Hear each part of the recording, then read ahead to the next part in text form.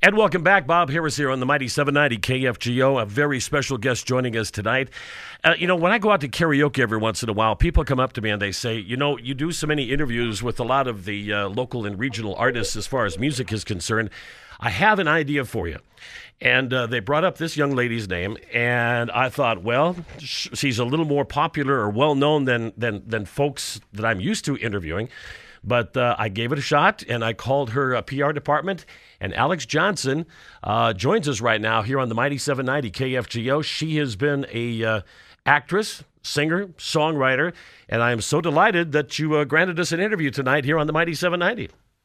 I'm delighted that you thought of me. Well, first of all, I have to ask you, because you are Canadian, and I'm guessing that's probably why some people probably are not real familiar with you and your work, especially in the earlier days. Yeah, it's true. I actually I just moved and relocated myself to New York. But yeah, I definitely, that's where I got my start, has been Canada. Super proud Canadian. You had a pretty big family, right? Yeah, I'm in the middle of 10 kids, number 6. Were they all musically inclined, or were you the only one?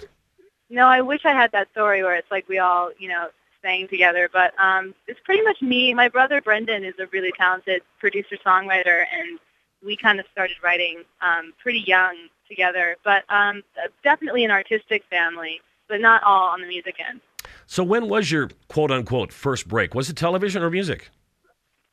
TV for sure. I walked into an agency in Maple Ridge, D.C., and just said I wanted to sing. I just wanted to sing all the time, and I had all the Celine Dion songs down and Whitney Houston, and at the time, Gary Dirksen, the agent, looked at me and said, well, I don't know how I can get you on some auditions. And I was like, okay. So I ended up landing the lead of a Disney show called So Weird, and I played a singer on that. So I kind of randomly fell into like the acting, but music has always kind of been my passion and my number one. And then you moved on to yet another TV series after that, right? Yeah, I did, called Instant Star, where I played Jude. And what was that television show about? I sent in a tape of me singing and playing guitar, and I didn't know where it was going to go. A friend had hooked up the audition for me. It was about just a girl, basically, in the ups and downs of the industry, kind of like a drama about what happens behind the scenes of all those reality shows, like American Idol and Canadian Idol. And so it was kind of, 4 years of just portraying all of the dark secrets of the industry. Now, throughout the years, by the way, you've been nominated, and I think you even won one, what they call the Gemini Award in Canada. Can you explain what that is? Some people might not be familiar with that down here in the States. Yeah. It's kind of in Canada like the equivalent of an Emmy, I guess. So that was pretty cool. That was, the Gemini Awards. They're pretty, in Canada, it's pretty special. So when did your big recording begin? I know you had some action down. Was it with Epic Records or Capitol? Yeah, first it was Capitol. I, on the side from being on the show playing Jude, and was working on my own music with my brother. And I had this, I really wanted to write my own stuff. And some stuff came up with David Foster, and I was kind of debating, do I want to go sing other people's songs, or I was so connected to writing at that time that I kind of just kept on my path of writing. And then I did a showcase in New York, and I ended up signing with Andy Slater at Capitol, where that brought me into like writing in London, and I started writing all over LA, New York, and then after that, Capitol fell through because things shifted with Andy Slater there, and then I went back to the show, and then I ended up signing with Epic Sony, and did a full record with them that didn't get a release because of the same thing. This label's constantly shifting. Obviously, it had to be greatly disappointing, but there, with the talent that you have, I'm surprised that it took so long for that Voodoo album to come out. Yeah, the Voodoo album was actually after that. After they shelved the Epic album that was called Wait, I basically just went back to doing the music I love to do, and I independently through like a little boutique label in Toronto, I released Voodoo. and started playing shows in Toronto and doing that. And it was nice. It was a nice relief. I just kind of at that point felt like I really don't want to go with a major label again, you know. Mm-hmm. They'd kind of set me up enough, so I just wanted to kind of be indie.